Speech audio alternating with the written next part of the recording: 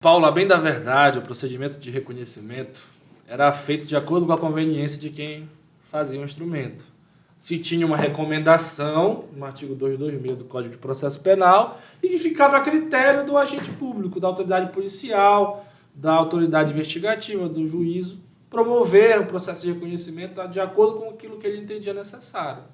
E aí o STJ vem e diz, olha, isso aqui não é uma recomendação, isso precisa ser seguido para evitar que esses procedimentos feitos de forma, incorreta, eles acabam punindo, acabam prendendo pessoas inocentes. E como exemplo, cita alguns exemplos de como era feito como... Eu vou te dar um exemplo. Houve casos públicos, professor Cláudio, que no reconhecimento por foto, uma das pessoas que eram fictícias ali, ou seja, tinha a imagem do suposto acusado e tinha a imagem de outras pessoas. Eram atores de filme de Hollywood. Ou seja, você está induzindo... Atores de filme? Tinha um ator americano lá, Sim. Sei lá. no meio das fotos para ser reconhecido. Silvestre Stallone. Tinha uma foto dele lá no meio. Por exemplo, então assim, você está induzindo a pessoa diretamente a eliminar ali as possíveis...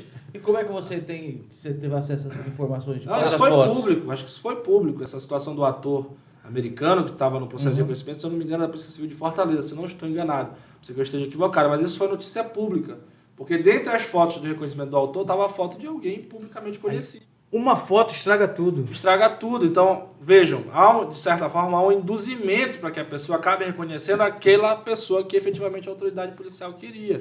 Outro ponto, características físicas. O 226 do CPP diz que precisam ser características físicas aproximadas. Aí tu pega uma pessoa negra e coloca ela ao lado de outras pessoas pardas, de outras pessoas de cores diferentes. Você está induzindo a pessoa... O cara é negro e coloca um bando de foto de oriental, por exemplo. Não tem condição. Não tem condição. E outra, por vezes, há o induzimento de que a vítima acabe reconhecendo aquele indivíduo. Ou seja, ela não consegue dar característica da pessoa. Você só foi muito rápido, não consegui ver o rosto da pessoa, estava com o rosto coberto. Se ela não disser, não vai ter como fazer nada. Não vai ter como fazer nada. Olha, esse indivíduo aqui ele já está sendo acusado de outro crime parecido com o seu. Não foi ele? Só tem certeza? E às vezes isso acaba fazendo com que a pessoa reforce o reconhecimento sem que ela realmente tenha condições de fazê-lo. Pera lá. Então quer dizer que no Brasil existem pessoas que podem estar respondendo por crimes que não cometeram, Sim. Só porque cometeram crimes semelhantes e a vítima não soube identificar quem era. Exatamente. Não imagina, meu irmão. Eu tive um caso, só para teres ideia, um caso de roubo, em que foi feita uma comparação de uma imagem do sistema de monitoramento interno do estabelecimento. A qualidade da imagem era péssima, péssima. Aí o que fizeram? Pediram a comparação das imagens com uma foto do acusado. E aí na conclusão vinha dizendo, olha, o nariz é parecido com o nariz. Só que se o senhor for ver, professor, algumas situações elas são padrões. Né? E aí pegava-se critérios de análise padrão de imagem para dizer, olha, há uma alta probabilidade de que o indivíduo na imagem capturada seja a pessoa investigada. E aí tu vai ver um padrão de informação, nariz achatado. A alta probabilidade não é certeza, né? Mas eu ia até perguntar sobre isso, porque a gente já tem um padrão de criminalista, né? Que fala o seguinte, qual o padrão das pessoas que estão sendo presas? Isso, a grande maioria. Aí já tem aquele desenho. Aí você pega uma pessoa que tem esse perfil, que é o que está sendo acusado, se enquadra, e coloca outros que não estão com o mesmo perfil. Provavelmente já está induzindo pela própria característica. Às vezes no próprio depoimento, professor, da vítima de um crime, ela diz assim, olha, não tem condição de reconhecer.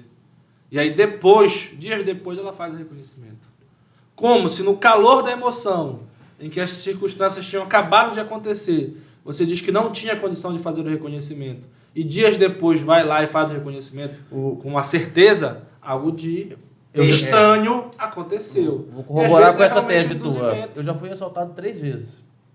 Eu olhei no rosto das 3 pessoas. Se me perguntasse, pedisse para me reconhecer, eu não conseguiria reconhecê-los. Parece pelo pânico do momento, entendeu? Ali, querendo não ser, a pessoa está armada, às vezes a pessoa, pela atividade dela ali, você já vê que a pessoa muitas das vezes pode estar drogada, então você fica em estado de pânico. Então, para você reconhecer a pessoa nesse momento é muito difícil. E veja só, professor, não é só o reconhecimento que é o instrumento hábil e capaz de fazer com que alguém seja condenado pelo crime.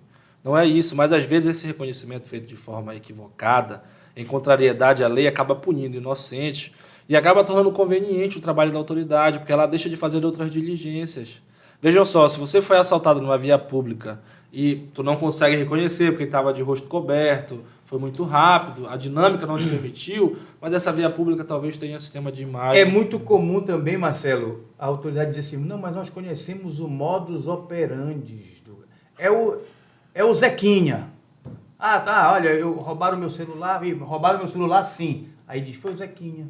A questão que você está dizendo aí, a questão da apuração também, que existe meios probatórios eficazes, eu já me deparei com uma situação parecida, que foi numa ação de medida protetiva que ocorreu dentro de uma casa de show, que a menina chegou, a moça chegou, foi na delegacia, prestou queixa e solicitou a medida protetiva e foi deferida, ok? Só que nas alegações tinha aquela questão, eu já até comentei desse caso, de jogar água, outro retribuiu jogando água também no rosto do outro e por ali se findou. Só que isso ocorreu dentro da delegacia, dentro da casa de show, onde claramente ela poderia ter solicitado a imagem ou o próprio delegado que estaria apurando poderia ter solicitado. Nada disso foi feito. Mesmo tendo ocorrido em local público. Não foi intimado um segurança, não foi intimado o dono da casa de show, não foi intimado ninguém. Não foram indicadas testemunhas. E simplesmente ficou com a palavra da vítima. Uma investigação deficitária. Na verdade não teve investigação, né? Não teve nenhuma. Só ficou com a palavra da vítima. E é o que eu falo, assim, não tem condição de fazer o reconhecimento, eu vou forçar a pessoa a reconhecer alguém com o risco de acabar responsabilizando o inocente. Eu posso caminhar pela investigação por outros meios, eu posso tentar identificar o veículo, eu posso tentar fazer o rastreio dos aparelhos eletrônicos que foram levados com o crime cometido, e a partir daí eu tenho elementos concretos de que aquele indivíduo realmente cometeu aquele delito. Por exemplo, a partir da identificação da placa, do automóvel, da moto utilizada. Por vezes é placa feia, por vezes a placa está coberta, mas você tem até outros meios de identificação do veículo, por exemplo. Características, cor e tal. Então, assim, aí às vezes, por vezes faz a prisão em flagrante, ou pede mandado de busca e apreensão, encontra os objetos que foram roubados. Então, eu tenho outros meios de provas eficazes e hábeis a acabar responsabilizando criminalmente alguém pela sua atitude, do que eu forçar um reconhecimento com base em falsas memórias, com base num direcionamento para que a pessoa seja efetivamente identificada. Uma pressão psicológica. Uma pressão psicológica, se a senhora não reconhecer, a gente não vai ter como fazer nada, a gente não vai ter como prender. Tu já está ali te sentindo impotente, ter sido vítima de um crime, se sentindo humilhado por vezes, com um prejuízo patrimonial, e aí você se vê na condição de que aquilo ali pode não resultar em absolutamente nada, a pessoa vai lá e responde o que acaba concordando e aceitando, né? Eu acredito que o melhor amigo do advogado, no caso no tribunal do júri, é a atividade policial, né?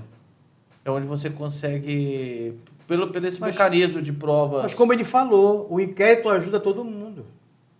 Se for bem feito, vai ajudar a promotoria. Não ajuda a sua acusação, pode ajudar a defesa também.